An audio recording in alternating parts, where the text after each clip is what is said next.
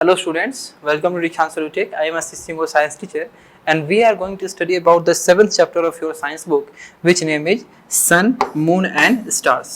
Student आज आपके science book के 7वें चैप्टर को हम लोग पढ़ने जा रहे हैं यानी 7th चैप्टर को हम लोग पढ़ने जा रहे हैं जिसका नाम है सन यानी कि सूर्य, मून यानी कि चंद्रमा और स्टार्स यानी कि तारे। इनके बारे में हमको पढ़ना है। साथ ही साथ हम लोग सोलर सिस्टम के भी बारे में पढ़ेंगे, हम लोग कुछ एस्ट्रोनॉट्स के भी बारे में पढ़ेंगे। ठीक है, तो आइए सबसे पहले हम लोग देखते हैं कि इस चैप्टर में हम लोग क्या क्या पढ़ेंगे। सबसे पहले हम आपको बताएंगे कि सन और स्टार्स क्या होते हैं, और इस सन और स्टार्स को बताने से पहले हम आपको बताना चाहेंगे कि हमारा जो सोलर सिस्टम होता है, ठीक है, सोलर सिस्टम, इस सोलर सिस्टम का इंट्रोडक्शन क्या होता है, इस सोलर सिस्टम को हम लोग किस प्रकार से इंट्रोड्यूस करेंगे। सोलर सिस्टम के बाद हम लोग बात करेंगे सन एंड स्टार्स का, उसके बाद हम लोग बात करेंगे कॉन्स्टलेशंस का, फिर हम लोग बात करेंगे मून का। जब हम लोग मून के बारे में पढ़ेंगे उस वक्त हम हमारे मून के जो रोज चेंजेस जो आपके शेप होते हैं आप देखे होंगे, कभी मून आपका सर्कुलर होता है, कभी मून आपका पूरी तरीके से कॉनिकल होता है, ठीक है, कभी मून आपका फुल होता है, कभी मून होता ही नहीं है, ठीक है। तो ये सब क्या होते हैं, फेजेज ऑफ द मून होते हैं। तो मून को पढ़ने के बाद हम लोग बात करेंगे अपने फेजेज ऑफ द मून।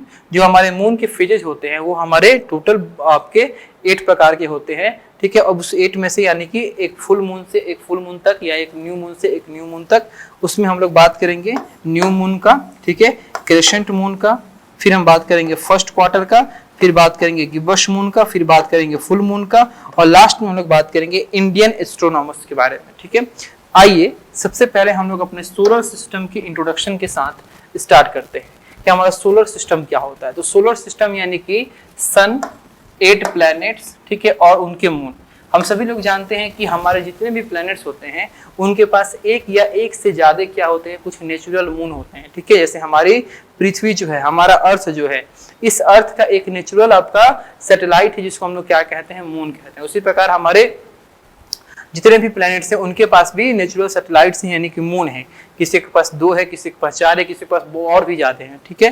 तो ये जो हमारे 8 प्लैनेट्स हैं जो हमारे सोलर सिस्टम में आते हैं उनमें से कौन कौन है, तो 8 प्लैनेट्स में आपका आएगा मर्क्यूरी, वेनस, ठीक है, Earth, Mars, Jupiter, Saturn, Uranus, Neptune, ठीक है। ये क्या है, हमारे 8 प्लैनेट्स हैं।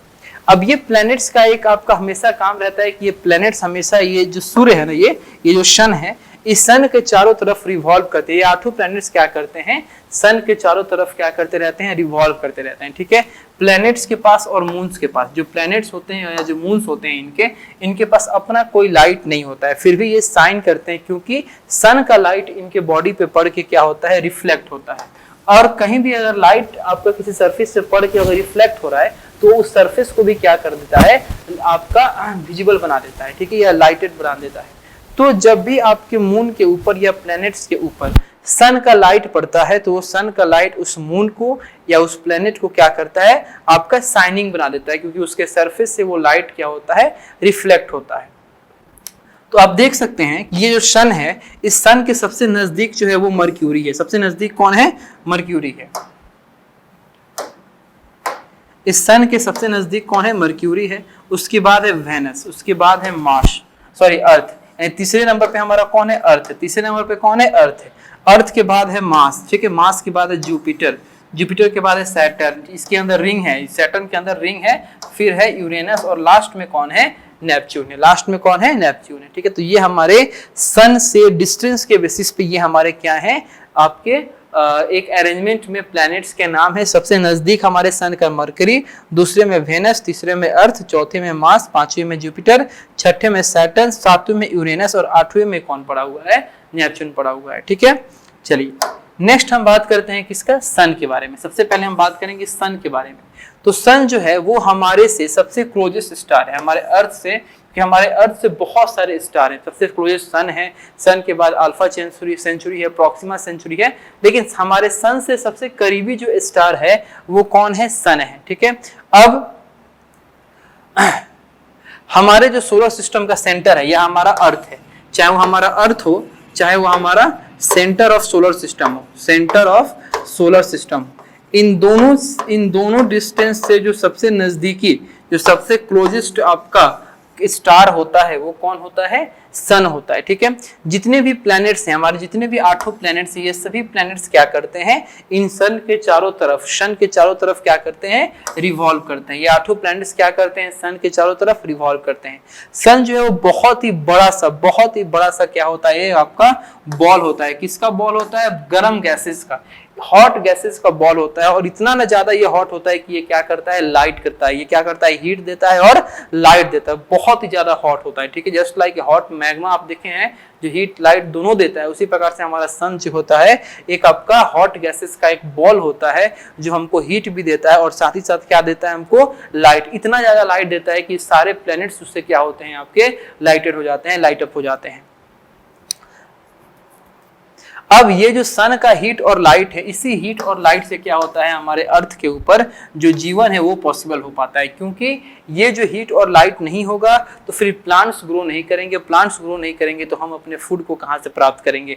हम सभी जानते हैं कि जितने भी लिविंग थिंग्स हैं, यानी कि प्लांट्स को छोड़ के, वो सभी डायरेक्ट या इनडायरेक्ट रूप से अपने फूड के लिए प्लांट्स पे ही डिपेंड है। ऑक्सीजन के लिए प्लांट्स पे ही डिपेंड है, यानी ब्रीदिंग से लेकर फूडिंग तक की जितना भी इसेंशियल प्रोसेस है, इसेंशियल काम है, नेसेसरी काम है, ये सब कुछ प्लांट के ऊपर डिपेंड होके ही किया जाता है। ठीक है, और प्लांट खुद किस पे डिपेंड होता है, तो प्लांट सनलाइट पे डिपेंड होता है। अगर सनलाइट नहीं होगा तो ये प्लांट अपना फूड प्रिपरेशन नहीं करेगा, और प्लांट खुद फूड प्रिपेयर नहीं करेगा तो जब वही नहीं रहेगा, जब वही सरवाइव नहीं करेगा, प्लांट ही नहीं जिएगा, तो हम लोग का जीने के पॉसिबिलिटीज तो है ही नहीं।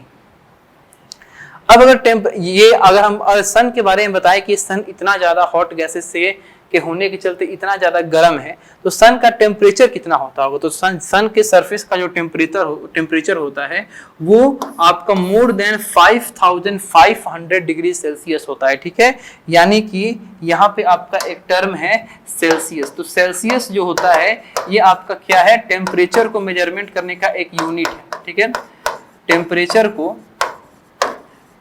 को मेजर करने का क्या है, एक यूनिट है। ठीक है, सेल्सियस। अब एक हम आपको अंदाजा के लिए बता रहे हैं कि जो सन सरफेस का जो टेम्परेचर होता है वो होता है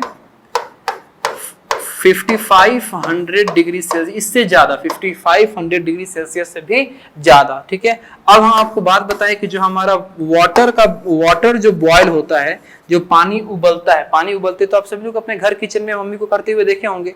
तो पानी जो उबलता है वो आपका 100 डिग्री सेल्सियस पे उबलता है। सोचिए कि उबलते हुए पानी को टच करने पे वो कितना ज्यादा गर्म होता है। तो उबलते हुए पानी का टेम्परेचर 100 डिग्री सेल्सियस होता है, और इससे लगभग 55 टाइम्स ज्यादा जो है वो हमारे सन के सरफेस का टेम्परेचर होता है, यानी मोर देन 5500 डिग्री सेल्सियस। वहां उसके करीब भी जाना क्या है, मुश्किल है। उसका तो बात ही छोड़ो, उसको करीब भी जाना क्या है, बहुत ही ज्यादा मुश्किल होता है। ठीक है, तो सन के जो सरफेस का जो टेम्परेचर होता है वो आपका हो गया 5500 डिग्री सेल्सियस। ठीक है, चलिए अब सन के बाद हम लोग बात करने जा रहे हैं स्टार्स के बारे में। ठीक है, अब जैसा हमारा सन बड़ा होता है तो इससे भी बड़े बड़े होते हैं कौन, स्टार्स। ठीक है, इससे भी बड़े स्टार्स आपके बहुत बड़े बड़े आपका बॉल्स होता है, किसका, फायर का बॉल्स होता है कौन, स्टार्स। स्टार्स जो है वो हमेशा रात को ट्विंकलिंग करते हुए दिखाई देता है, हमेशा ट्विंकलिंग का मतलब होता है कि आपका इंटेंसिटी जो होता है, लाइट का जो मात्रा होता है लाइट का, कभी कम आना कभी ज्यादा आना, जगमगाना जिसको बोलते हैं।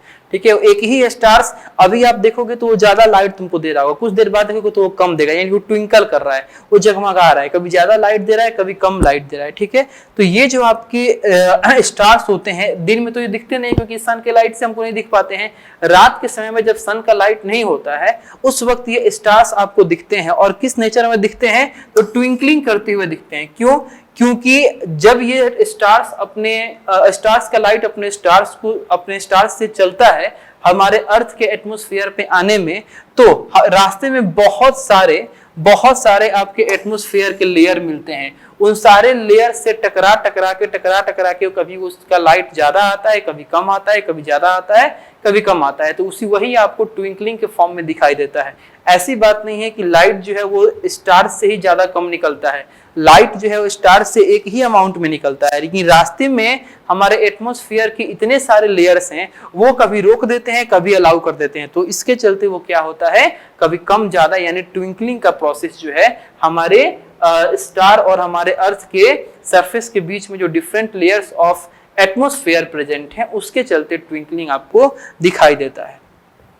ये जो स्टार्स होते हैं बहुत ही ज्यादा दूरी पे होते हैं, और इतने बड़े होने के बावजूद भी ये छोटे छोटे सरसों के दाने के बराबर, फुल स्टॉप के बराबर ये आपको दिखाई देते हैं।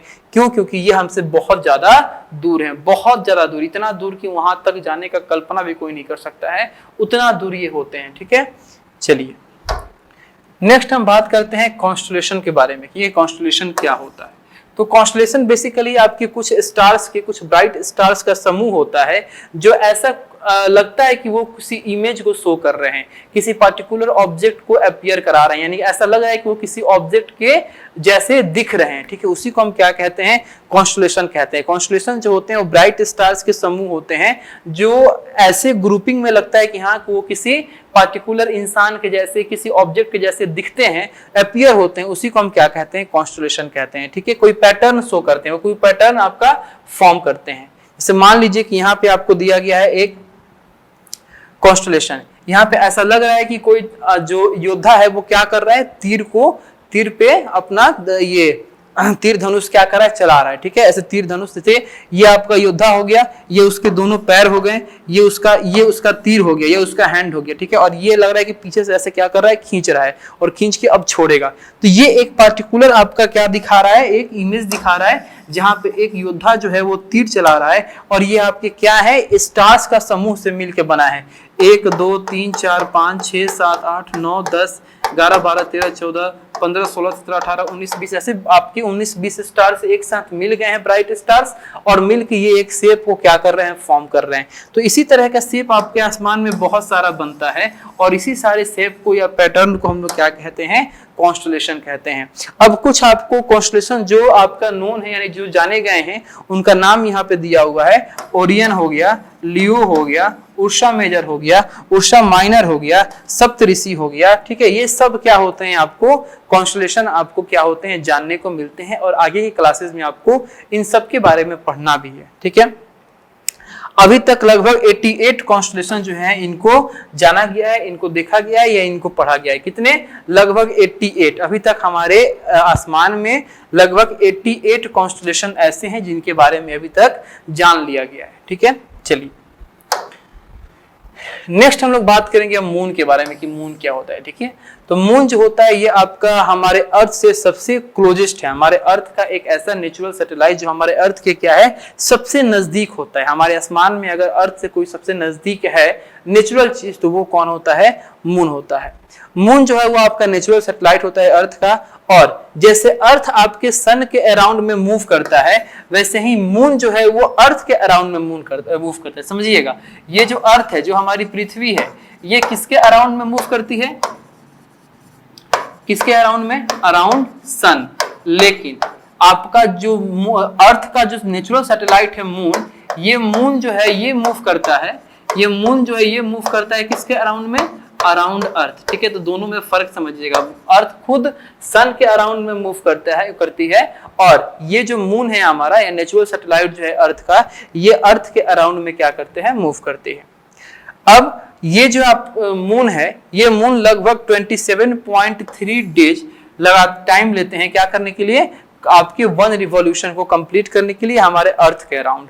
हमारे अर्थ के around total time taken by जो मून होता है, यानी मून के द्वारा जो टोटल टाइम लिया जाता है हमारे अर्थ के चारों तरफ क्या करने के लिए, मूव करने के लिए, वो 27.3 डेज का समय लिया जाता है। ठीक है, चलिए अब it is about 3,84,400 kilometre away from the earth. ठीक है, जो हमारी मून है, मून जो है हमारा, ये मून जो है वो हमारे अर्थ से कितनी दूरी पे है, 3,84,400, 3,84,400, 3,84,400 किलोमीटर जो है ये दूर है हमारा अर्थ से। कौन? मून। ठीक है। अब मून के पास अपना कोई लाइट नहीं होता है, लेकिन फिर भी रात के समय में ये मून हमको दिखाई देता है, शाइन करता है। क्यों? क्योंकि ये इसके ऊपर सन का लाइट क्या करता है? रिफ्लेक्ट करता है। तो मून के जैसे ही हमारे किसी प्लैनेट्स के पास लाइट नहीं होते हैं, ये जो है ये सन के लाइट्स के रिफ्लेक्ट होने के चलते क्या करते हैं? शाइन करते हैं। हाँ, ये एक बात हमेशा याद रखिएगा कि मून्स के पास अपना लाइट नहीं होता है, प्लैनेट्स के पास अपना लाइट नहीं होता है, लेकिन जो स्टार्स हैं जैसे सन, स्टार्स है और बाकी जो भी स्टार्स हैं इनके पास अपना लाइट होता है। ठीक है। चलिए अब हम बात करते हैं फेजेज ऑफ द मून के बारे में। तो फेजेज ऑफ द मून यानी आप हमेशा देखते हैं कि हर एक 2 दिन 4 दिन 5 दिन पे आपको मून का अलग अलग स्ट्रक्चर दिखाई देता है। कभी आपको मून पूरा सर्कल में दिखाई देता है, कभी मून जो है वो आपका आधा कटा हुआ दिखाई देता है, कभी आपको बहुत पतला मून दिखाई देता है। ठीक है। कहीं मून बहुत पतला दिखाई देता है। तो ये अलग अलग शेप जो है वो मून का, इसी को हम क्या कहते हैं? फेजेज ऑफ द मून कहते हैं। ठीक है। अब इसका कारण क्या है और इस फेजेस का नाम क्या है, ये सब कुछ हम इसमें जानने को मिलेंगे। ठीक है। तो फेजेज ऑफ द मून क्या होता है? तो जो मून का आपका शेप हर एक नाइट आपको चेंज होते दिखाई देता है, उसी को हम क्या कहते हैं? फेज ऑफ द मून कहते हैं। अब इसका कारण क्या है? तो इसका कारण है आपका मून का पोजीशन। किसके रिस्पेक्ट में? सन के रिस्पेक्ट में। क्योंकि आपका जो मून है वो सन को चारों तरफ से, अर्थ को चारों तरफ से रिवॉल्व कर रहा है और अर्थ जो है वो सन को चारों तरफ से रिवॉल्व करता है। तो आपका ऐसा बहुत आपका हमेशा ऐसा होता है कि जो हमारे मून का सरफेस है ये पूरी तरीके से हमारे सन के लाइट के संपर्क में नहीं आता है। तो जितना पार्ट हमारे मून के सरफेस का सन के लाइट के कांटेक्ट में आता है उतना पार्ट क्या करता है? शाइन करता है और बाकी पार्ट अंधेरा हमको नहीं दिखता है। तो जितना पार्ट प्रतिदिन आपके क्या होते हैं? ये सन का लाइट कि जो आप सन का लाइट जो है वो हमारे मून के अलग अलग पार्ट को क्या करता है? रिफ्लेक्ट करता है। और उसी अलग अलग पार्ट को जो रिफ्लेक्ट करता है हमारे अर्थ से, वो क्या होता है? डिफरेंट आपके स्ट्रक्चर में दिखता है। तो इसी को हम क्या कहते हैं? फेजेज ऑफ द मून के नाम से जानते हैं। यानी जब पूरी तरीके से सन का लाइट हमारे मून पे पड़ेगा तो पूरा मून आपको दिखाई देगा, और जब आपका आधा पड़ेगा तो ठीक है तो आधा दिखाई देगा, आधा नहीं दिखाई देगा। ठीक है। जब बहुत कम पड़ेगा तो आपको पतला सा मून दिखाई देगा, बाकी का पार्ट नहीं दिखाई देगा। तो ऐसा बात नहीं है कि मून कम हो रहा है, मून घट रहा है, मून टू, ऐसी बात नहीं है। मून कंप्लीट है, लेकिन जितना पार्ट पे सन का लाइट पड़ रहा है सिर्फ उतना ही पार्ट आपको दिखाई दे रहा है। जितना पार्ट पे नहीं पड़ रहा है वो पार्ट आपको नहीं दिखाई दे रहा है। ठीक है। चलिए अब हमको क्या करना है? Different phase of the moon के बारे में जानना है। तो सबसे पहला हम बात करेंगे न्यू मून। सबसे पहला जो फेज की बात करेंगे वो बात करेंगे न्यू मून का। ठीक है। तो न्यू मून फेज आपका तब होता है जब मून जो है ये आपका अर्थ और सन के बीच में आता है। न्यू मून का टाइम तब होता है जब न्यू मून, उस फेज को कहते हैं जब मून किसके किसके बीच में आता हो। तो जब मून आपका सन और अर्थ के बीच में आता है तो उस दिन का जो हमारा स्ट्रक्चर होता है मून का, उसको न्यू मून कहते हैं, या उस दिन को हम लोग न्यू मून डे के नाम से जानते हैं। इस दिन मून जो होता है वो विजिबल नहीं होता है अर्थ से। ठीक है। और इसी को हम लोग बोलते हैं अमावस्या की रात। ठीक है। तो अमावस्या इसी को बोलते हैं। अब लोग बहुत बार अमावस्या की रात सुने होंगे। तो अमावस्या की रात उस रात को बोलते हैं जिस दिन मून जो है वो अर्थ और सन के क्या होता है? बीच में आता है।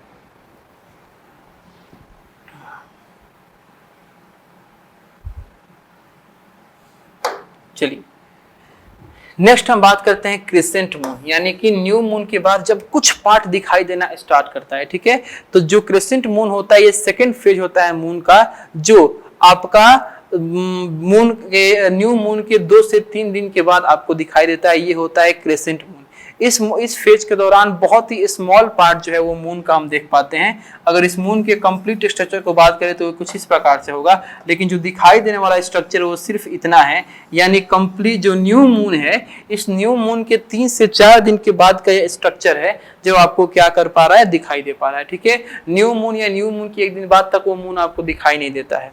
ठीक है। तो ये 3 से 4 दिन के बाद जो हमारा मून का स्ट्रक्चर होता है, जो आपका सरफेस का आपका इमेज होता है, उसको हम क्या कहते हैं? क्रिसेंट मून कहते हैं। ठीक है। इसमें बहुत ही छोटा सा, बहुत ही स्मॉल पार्ट हम लोग मून का देख पाते हैं। नेक्स्ट है आपका first quarter moon. First quarter moon का मतलब कि आपका इस फेज के दौरान हम लोग क्या करते हैं, अपने मून के हाफ पार्ट को क्या कर पाते हैं, दिख पाते हैं, और ये लगभग आपके न्यू मून से या आपका न्यू मून के 7 दिन बाद ये आपका दिखाई पड़ता है। ठीक है, this appears after about 7 days. New moon के 7 दिन बाद ये आपको फर्स्ट क्वार्टर मून जो है वो दिखाई पड़ता है। नेक्स्ट है आपका गिब्बस मून। नेक्स्ट है आपका कौन सा मून, गिब्बस मून। अब इस फेज के दौरान आपका लगभग आधे से ज्यादा पार्ट, इस फेज के दौरान लगभग आधे से ज्यादा पार्ट आपको क्या होता है, दिखाई पड़ता है, और ये लगभग न्यू मून से 10 दिन बाद, न्यू मून से यानी अमावस्या की रात से 10 दिन बाद आपको इस तरीके का स्ट्रक्चर जो है वो दिखाई दे रहा है। ठीक है, इस फेज को हम लोग क्या बोलेंगे, गिब्बस मून के बोलेंगे। क्या बोलेंगे, गिब्बस मून। उसके बाद हमारा आता है फुल मून। यह उसके बाद आता है फुल मून। यह जो आपका है फुल मून, इसमें हमारा सन का लाइट पूरी तरीके से हमारे इस मून के सरफेस पे पड़ता है, और जो मून का ओरिजिनल सरफेस होता है, जो आपका मून का जो ओरिजिनल शेप होता है, वो हमारे अर्थ से क्या होता है, दिखाई देता है। और जिस दिन ये फुल मून होता है उस दिन की रात को हम लोग पूर्णिमा की रात बोलते हैं, और यह उस दिन पूर्णिमा होता है, और पूर्णिमा के दिन ये जो होता है आपका फुल मून होता है। अब देखिए यहाँ पे फुल मून जो है वो आपके हर एक 28 दिन में एक बार आपको देखने को मिल जाता है, हर एक 28 दिन में एक बार, क्योंकि जो न्यू मून होगा, ठीक है, ये जो न्यू मून होगा, इस न्यू मून के लगभग 14 दिन बाद यानी 15वें दिन आपको ये क्या दिखेगा, फुल मून, और फिर फुल मून से 14 से 5 दिन बाद ये क्या आएगा, न्यू मून होगा, न्यू मून। तो 14 और 14 28, यानी टोटल आपके 28 दिन में आपका फुल मून जो है वो एक बार आपको देखने को मिलता है। टोटल 28 दिन में फुल मून जो है, ठीक है, यानी पूर्णिमा जो है आपको एक बार फुल मून जो है वो देखने को मिलता है। अब फुल मून के बाद यानी पूर्णिमा के बाद ये जो आपका मून का जो पोर्शन है, विजुअल पोर्शन जो है वो कम होने लगता है। ठीक है, और धीरे धीरे कम होने लगता है, और फिर आपका 14 दिन बाद ये क्या होते हैं, नो मून यानी कि न्यू मून वाले दिन में ये कन्वर्ट हो जाते हैं, यानी 14 से 15 दिन बाद फिर से आपका अमावस्या आएगा। तो देख सकते हैं कि एक अमावस्या से दूसरे अमावस्या तक 28 दिन, या एक मून से दूसरे मून, एक पूर्णिमा से दूसरे मून पूर्णिमा तक का समय जो है वो 28 दिन का होता है। ठीक है, चलिए, तो ये इसी को कहते हैं हम लोग क्या, फेजेज ऑफ द मून। इसी को हम लोग क्या बोलेंगे, फेजेज ऑफ द मून के नाम से जानेंगे। अब फेजेज ऑफ द मून को पढ़ने के बाद हम लोग आ गए हैं यहाँ पे इंडियन एस्ट्रोनॉमर्स के पास। ठीक है, कि इंडियन एस्ट्रोनॉमर्स क्या होता है। तो एस्ट्रोनॉमर्स क्या होते हैं, पहले इसको हम लोग समझते हैं। तो एस्ट्रोनॉमर्स बेसिकली वैसे लोग होते हैं, वैसे पीपुल होते हैं जो आपके हेवनली बॉडी, जैसे मान लीजिए कि स्टार हो गया, प्लैनेट हो गए, सैटेलाइट हो गए, इनके बारे में स्टडी करते हैं। यानी हमारे सोलर सिस्टम में जो भी मेंबर्स हैं, जैसे स्टार हो गया, प्लैनेट्स हो गए, अर्थ हो गए, सन हो गए, तो इनके बारे में जो पीपुल या जो ग्रुप ऑफ पीपुल स्टडी करते हैं, उन्हीं को हम क्या कहते हैं, एस्ट्रोनॉमर्स कहते हैं। क्या कहते हैं, एस्ट्रोनॉमर्स कहते हैं। Aryabhatta was the first astronomer to tell us that the earth is round and rotates on its own axis. Aryabhata आपके पहले ऐसे एस्ट्रोनॉमर थे जिन्होंने ये बताया कि जो हमारी पृथ्वी है वो गोल है, और ये अपने एक्सिस पे क्या करती है, रोटेट करती है। ठीक है, ये तो खैर आपका ठीक है कि हाँ वो सन के चारों तरफ रिवॉल्व करती है, लेकिन सन के चारों तरफ रिवॉल्व करने के साथ साथ ये अपने एक्सिस पे भी क्या करती है, राउंड करते हुए सन को क्या करती है, चारों तरफ से रिवॉल्व करती है। ठीक है, ये इन्होंने ये भी डिस्कवर किया कि जो मून होते हैं उनके पास अपना कोई लाइट नहीं होता है, वो सन के लाइट के कारण क्या करते हैं, रिफ्लेक्ट करते हैं। जो मून है उसके पास अपना कोई लाइट नहीं है, वो सन के लाइट के कारण क्या करता है, रिफ्लेक्ट करता है। ठीक है,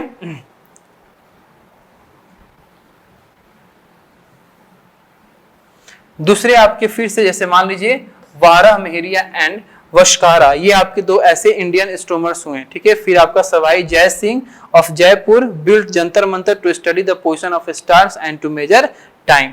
जो आपके सवाई जय सिंह थे जयपुर के, इन्होंने क्या बनवाया, जंतर मंतर बनवाया। ठीक है, और ये जंतर मंतर का इसलिए बनवाया गया था ताकि स्टार्स के पोजीशन यानी कि जो आपका तारे हैं, यानी जो तारे हैं, तारे के पोजीशन के बारे में स्टडी किया जा सके, और साथ ही साथ समय को अच्छे से मेजर किया जा सके, टाइम को अच्छे से मेजर किया जा सके। ठीक है, तो ये था बाबू आपका chapter sun, stars and moon, जिसमें आप लोग बहुत कुछ सीखे। सबसे पहले तो आपने ये देखा था कि सोलर सिस्टम क्या होता है। ठीक है, सबसे पहले आपने ये देखा था कि सोलर सिस्टम क्या होता है। फिर आपने बात किया था कि सन के बारे में कि सन क्या होता है, उसके बाद आपने बात किया था मून के बारे में, ठीक है। मून के बाद आपने बात किया था फेजेज ऑफ द मून के बारे में, फेजेज ऑफ द मून के बारे में।